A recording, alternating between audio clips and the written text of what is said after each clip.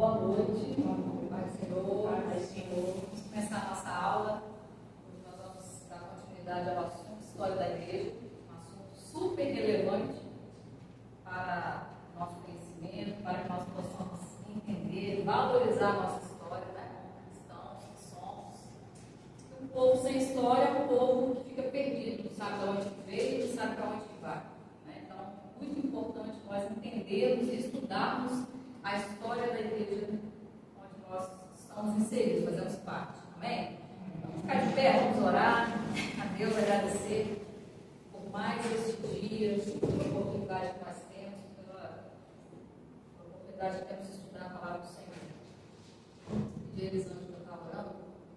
Senhor, nosso Deus, nosso coração do céu, agradecemos, meu Pai, pela nossa chegada até aqui. Apresentamos para o Senhor esta aula nas tuas mãos, que o Senhor possa estar à vontade, Senhor, para operar em nosso mundo. Abre nossos corações, a nossa mente, meu Pai, para entender, Senhor, a tua palavra, e usa a tua serva, meu Pai, como canal de bênção sobre este mundo, Senhor. Nós possamos sair daqui, Senhor, gravado, Senhor, a palavra do nosso coração, a tua palavra. Nós te pedimos, meu Pai, em nome de Jesus. Amém. Vamos lá, eu queria fazer uma recapitulação da semana passada.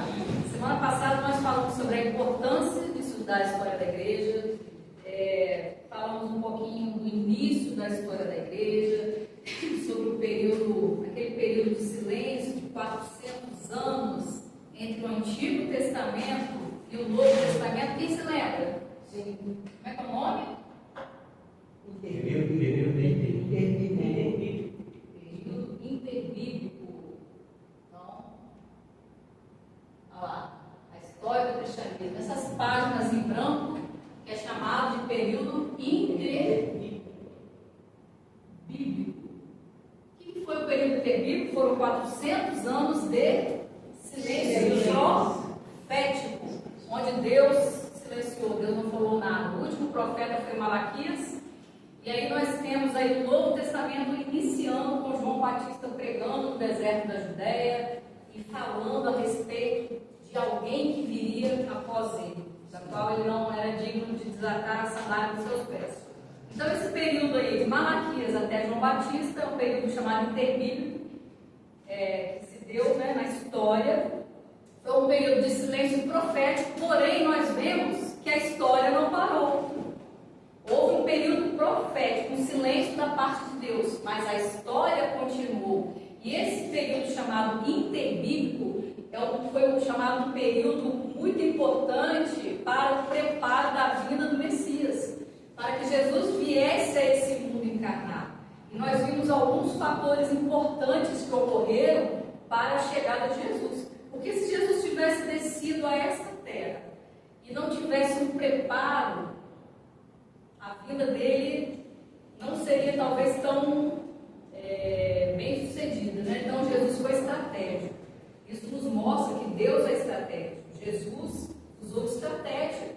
Porque pensa bem, se não tivesse estradas construídas, quem foram os responsáveis pelas estradas? Quem lembra? Os romanos. Os romanos, você está ferrado, hein? Meu Deus! A língua, o grego, quem foram responsáveis pela língua grega? Os gregos, né?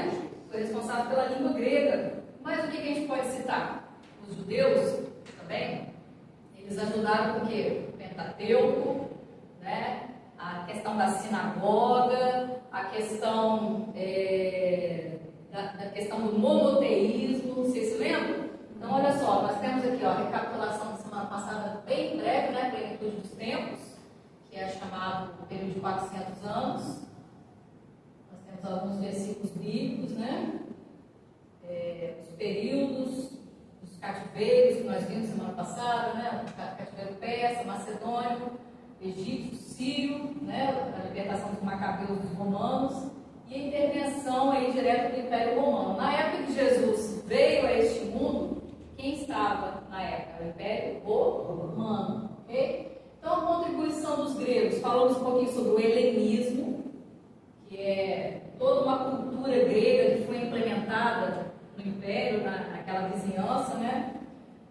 Nós vimos ali que Alexandre o Grande foi um grande conquistador, né? E ele criou a cultura helênica, tá? Então o helenismo ele contribuiu de que forma? Para a língua, para a cultura, para a escrita e a arquitetura. Foi uma das contribuições. A Septuaginta, que é a versão dos 70 anciãos que traduziram o Antigo Testamento do hebraico para o grego, e a filosofia, né? Nós vimos aí que a crença da filosofia baseada em Aristóteles e Platão, o que aconteceu nesse período? A filosofia ela entrou tão forte tentando desmistificar a pessoa de Deus, e que só se poderia conhecer a Deus através de um conhecimento, né? E aí muitas pessoas se tornaram frias e ateus. Por quê? Porque a filosofia não trouxe a paz. Pelo contrário, ela trouxe a desesperança. Então tudo isso aí foi um cenário propício para que o Evangelho de Jesus chegasse. Um Evangelho de esperança, um Evangelho de paz, um Evangelho de plenitude, que sacia a nossa alma, o nosso espírito.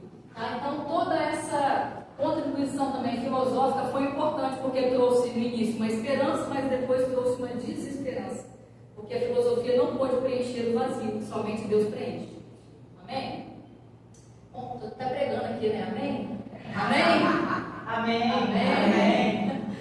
Contribuição dos romanos, né? A unidade política.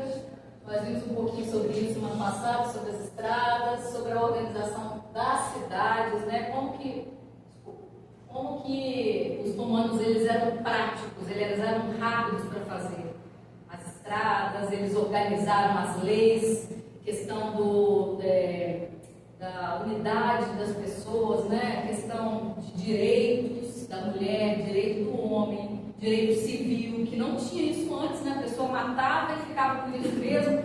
Então os romanos eles contribuíram para que essa lei também entrasse em vigor, tá? A Pax Romana, vocês se lembram da Pax Romana? Que é a paz para navegar, paz nas estradas, para ir e vir. Como isso foi importante para a propagação do Evangelho. Né? Muitos apóstolos, muitos discípulos de Jesus que se converteram naquela época, ao aceitar a Cristo, né, ao aceitar este Evangelho de Jesus, começaram então a ir para outros locais. E aí havia paz para se trafegar, né? Questão da comunicação, das navegações, tá? Aqui nós vimos como é que era feita as estradas. Foram tantas estradas que os romanos fizeram que dá para dar 2 voltas na terra. Muitos quilômetros de estrada. Contribuição do judaísmo, monoteísmo, crença em um só Deus. A esperança messiânica, vocês se lembram? Que eles estavam sem esperança? Agora chega o Evangelho, trazendo esperança, esperança de salvação e a esperança de um porvir que eles não tinham, tá? Então, o sistema ético, nós falamos um pouquinho aqui da lei do Antigo Testamento, dos 10 mandamentos, que foi o primeiro código de ética da humanidade, foi o Antigo Testamento, os 10 mandamentos. Não matarás, não adulterarás, não cobiçarás, verdade? Então, assim, um código de leis que trouxe um sistema ético para a humanidade. Foi o primeiro. Nós vimos aí também que os judeus contribuíram com a questão do Antigo Testamento, a Torá e todos aqueles escritos do Antigo Testamento. A filosofia da história, a história dos hebreus, porque as pessoas conheciam a história dos hebreus. Senta mais para frente aqui, Vinícius. Fica lá atrás, não deixa essa cadeirinha separada. A história da filosofia da história e a sinagoga. O que era a sinagoga mesmo? Porque isso não é onde eles se reuniam para cultuar, estudo, aliás. Local de estudos. Obrigada, Marcelinha. Quando foi feita a sinagoga? Quem se lembra? Agora apertou, né? Quem se lembra? A sinagoga foi feita no período onde os judeus estavam cativos, estavam presos. Não havia mais o templo. O templo havia sido destruído. O primeiro templo de Salomão, o segundo templo de Zorobabel, os dois haviam sido destruídos. Tá? Então, os judeus, os hebreus, precisavam de se reunir para estudar a Bíblia. E aonde foi então criado, nesse período do cativeiro, as sinagogas, que era um local pequeno, não havia ali adoração, não havia cultos, porque antes eles ofereciam no templo, eles ofereciam cultos, matavam bezerros, matavam pombos, ali havia sacrifícios. Na sinagoga não. A sinagoga era somente um lugar de estudo da palavra de Deus. Beleza? Então, houve essa contribuição também, porque Jesus, quando ele veio a essa terra, ele ia muito nas sinagogas. E quem estava ali nas sinagogas? Isso aí, os fariseus. Quem eram os fariseus? Os doutores da lei. É aqueles que tinham toda a lei da Torá, ateu, eles dominavam a lei e eles subjugavam o povo com a religiosidade. Tá? Muitos fariseus afrontaram Jesus, muitos dos fariseus quiseram perseguir Jesus, né? Afrontar, colocar Jesus em xeque por causa da lei. Jesus cumpriu a lei? Cumpriu, mas ele é o dono da lei. Jesus está acima de toda a lei. Tá? Vamos lá. Então, falamos um pouquinho sobre a vida do ministério de Jesus. Para quem chegou depois aí, a gente está fazendo uma breve recapitulação da semana passada. Falamos sobre a questão das perseguições no primeiro século. Teve um personagem aí muito evidente no primeiro século. Não sei se vocês se lembram, que apareceu lá no ano 54. Quem se lembra o nome dele? Está aqui, ó. Foi o imperador Nero. Quando ele entrou, ele aparentemente era uma pessoa boa, né? Uma pessoa que queria o bem da população. Depois ele ficou louco, né? A história fala que ele ficou louco e ele começou a agir de forma contrária ao povo. Ele que estava ali para governar em prol do povo, de repente ele começa então a ficar contra o povo. Ele começa a matar pessoas. Ele não gosta de ser confrontado ou afrontado. Tudo ele encara como uma afronta, e se a pessoa fala alguma coisa contra ele, ele vai lá e manda matar a pessoa. Então, a história fala que logo nos primeiros anos dele, ele já criou uma antipatia tão grande do povo, que o povo não suportava o governo de Nero. E aí, o que aconteceu? Nero acabou suicidando, né? Tá? E aí, aconteceu também no ano 64, um grande incêndio lá em Roma, Roma era dividido por 14 bairros. E esse incêndio, ele acabou pegando em 10 bairros da época, né? E os 10 bairros que pegaram eram bairros onde não moravam muitos cristãos. Os 4 bairros que não foram atingidos pelo incêndio eram justamente o bairro onde moravam os cristãos. E aí Nero, o que ele fez? Para ele se proteger, porque as pessoas começaram a achar que Nero havia ateado fogo em Roma. Então Nero vai ter uma ideia: vou colocar a culpa dos cristãos para eu poder me defender. E aí ele coloca a culpa dos cristãos, fala que os cristãos incendiaram Roma. E aí, a partir daí, começa então um banho de sangue na história da igreja.